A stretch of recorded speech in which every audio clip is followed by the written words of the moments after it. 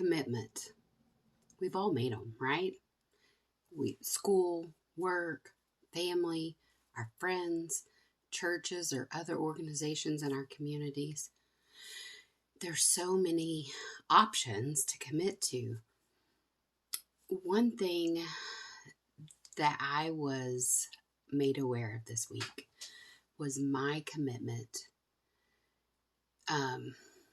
Well, hold on. I'm going to back up. So I've made a commitment to taking care of myself. I've made a commitment to heal from my traumas, to heal from all the past stuff, whether it was self-induced, whether or not it was put on me by my family, by society, by other people who had ill intentions. Whatever the cause, I made that commitment, right, to take care of myself. So part of this turned into a business for me. So this idea of a commitment to my business. Well, this week it was made very aware to me that perhaps I had not made a commitment fully to my business. And how that showed up was the idea that time blocking, right? I've also recently learned that I really struggle in the area of planning. I'm a very spontaneous person, which is a strength I found out on the whole strengths assessment. But when it comes to planning, it can be a challenge. So on my calendar, I've time blocked time for my business.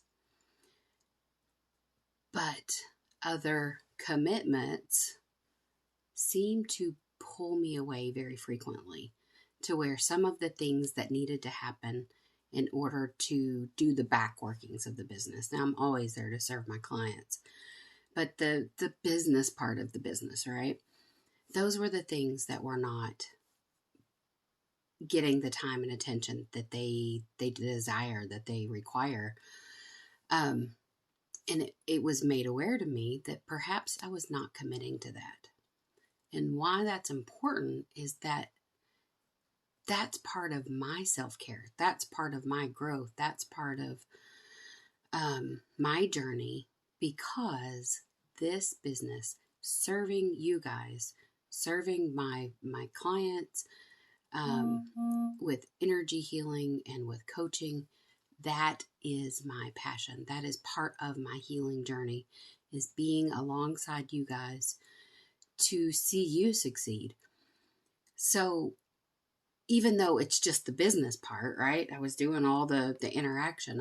I've been really good at that. But this business part of it has made some holes. So being able to be committed to myself and to my business, because my business is important for me, to me, is that next step for me. Now, if you don't have a business, that's okay, because this can be any area of life. I also realize that when I'm trying to multitask between my business and my family, I don't give either one of them my full attention. And so therefore it makes those holes a lot easier in both areas. So this week I have committed to being in business when business is here, and being with my family when it's time for family time. And that has made such a difference just in the last few days that I've been employing this. But the really cool thing is it reminded me of being in a time, in a space where somewhere, somehow I read or saw or something about getting up and getting dressed to go to work, even if work is in the other room of your house.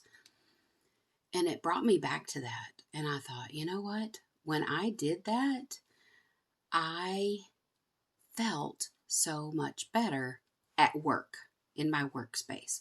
I got more done. I've been more productive. So showing up as if you were showing up for yourself, as if you were showing up for someone else. Why do we not do that? What is it that prevents us from thinking that my work, my job is just as important as if I were working for someone else? So, whatever that job is for you, if it's a business, if it's your family, if it's taking care of a loved one, whatever that is, when we give it our all and we focus in that one area and we show up as if we would show up for someone else, but we're doing it for us, it greatly impacts our healing journey. It greatly impacts our business. It greatly impacts our clients, our family, whoever it is that we're serving in our lives. It's good for everyone. It's good all around. So I highly encourage you. So whatever your main focus is, show up. Find a way. You don't have to do your hair and fix your makeup if you don't wear makeup, right? If your normal hair, whatever is good for you. What is it that makes you feel good and makes you feel like you are giving your all? That's what it's all about. Two things to keep in mind. When you're doing this, one thing is to prioritize your energy. If you know you've only got set amount of hours, set amount of energy. If some of you are healing physically and you know that you've only got a short amount of time to give energy, prioritize it.